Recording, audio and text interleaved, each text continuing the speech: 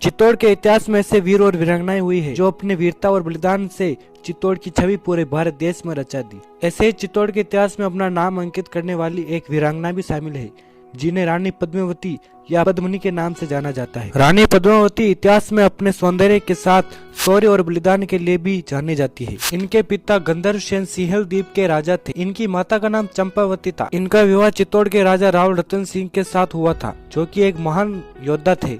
जब चित्तौड़ पर रावल रतन सिंह जी का शासन था तब इनके राज्य में राघव चेतक नाम का एक बहुत अच्छा गायक कलाकार था, लेकिन गायकी के अलावा राघव चेतक को काला जादू की विद्या भी आती थी, जो कि राघव अपनी इस कला का प्रयोग अपने ही राजा रावल रतन सिंह पर करना चाह रहा था। जब यह बात राजा रतन सिंह को पता चलती है तो उन्होंने राघव चेतक का बहिष्कार कर दिया। इसके पश्चात इस अपमान के बाद राघव चेतक दिल्ली की ओर बढ़ा ताकि दिल्ली के सुल्तान अलाउद्दीन खिलजी से हाथ मिलाकर अपने अपमान का बदला ले सके। राघव चेतक ये जानता था कि अलाउद्दीन खिलजी शिकार के लिए रोज जंगल में जाता है।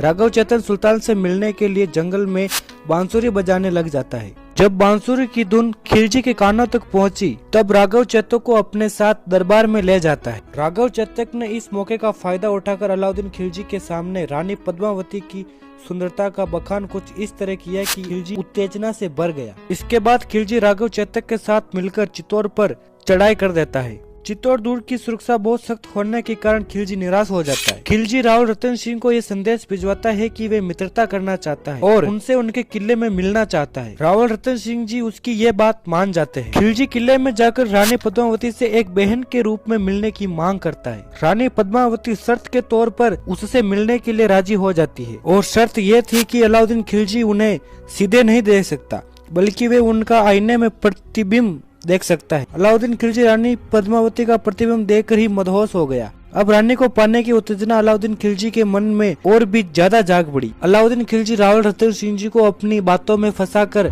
महल के अंतिम द्वार तक ले आया और चालाकी से अपने गुप्त सैनिकों के साथ मिलकर रतन सिंह जी को अगवा कर लिया। वो पद्मावती एवं उनके राज्य से राजा के बदले रानी पद्मावती की मांग करता है।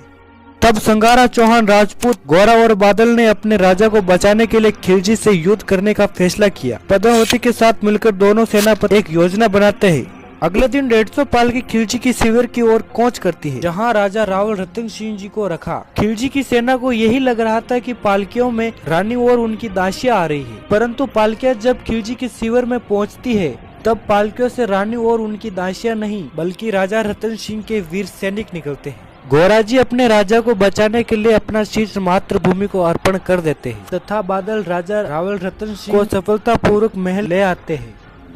इसके पश्चात खिलजी और भी क्रोधित हो जाता है और अपनी सेना के साथ चित्तौड़ पर आक्रमण कर देता है। कई प्रयासों के बाद भी वे चित्तौड़ की दीवारों के सामने नहीं टिक पाए। तब खिलजी ने विशाल सेना के साथ चित्तौड़ दुर्ग को चारों ओर से घेर लिया और कई दिनों तक वहां घेराबंदी करता रहा। चित्तौड़ दुर्ग में खाने पीने की कमी आने लगी। अंत में राजा रतन सिंह ने अपनी सेना को युद्ध के लिए आदेश दे ही दिया और किले का दरवाजा खोल दिया। दोनों सेनाओं के बीच घमासान युद्ध हुआ। युद्ध में राजा रावल रतन सिंह अपने अंतिम सांस तक लड़ते रहे और अंत में वीर गति को प्राप्त हो गए। जब यह सूचना रानी पद्मावती को मिलती है तो 26 अगस्त सन 1303 के दिन अपने स्वाभिमान और मान मर्यादा के साथ जोहर कर लेती है। खिलजी को राग के सिवा कुछ नहीं मिलता है। दोस्तों, इतिहासकारों द्वारा इस कहानी को काल्पनिक बताया जाता है। क्या ये कहानी सत्य घटना है?